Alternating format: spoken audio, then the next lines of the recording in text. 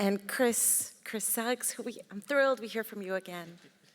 Good afternoon now, everyone. Thank you for allowing me to share again and hold a little space just to talk about my experiences and work earlier, but also I want to share a little bit more about my concept of environmental and climate justice and how we're working to build that environmental and climate justice in Kinston. When I think about climate and environmental justice, when I think about any form of justice, I think about power and how true reconciliation and true justice has to involve a redistribution of power.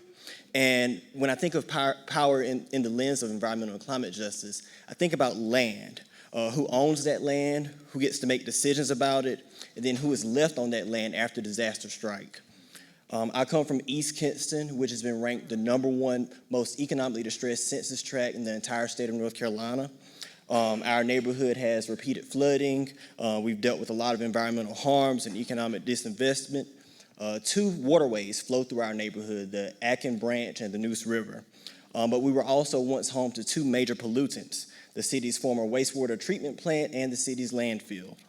And with these issues caused lots of pollution in our neighborhood and literal washing away of much of our neighborhood. But for many of us who are still there, we're deeply rooted in memory and love and possibility for what we want to see happen in East Kinston. Our organization, Kinston Teens, which is a youth-led organization, has chosen to try to build our own autonomy in how we respond to these disasters and build resilience in our neighborhood.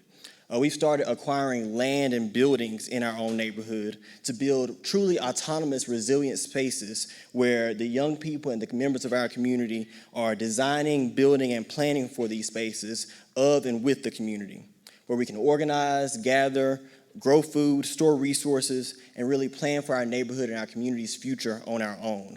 We're even this year starting to explore some cooperatively owned affordable housing options on our own land.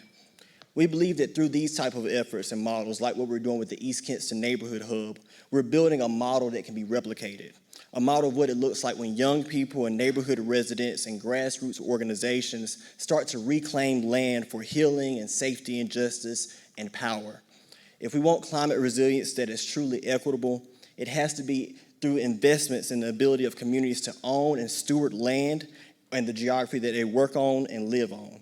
Not just for speculation or extraction, not just to say that you own something, but to be able to have sovereignty, survival, autonomy, and self-determination for ourselves and our communities. I believe that land has to be a part of our framework for resilience.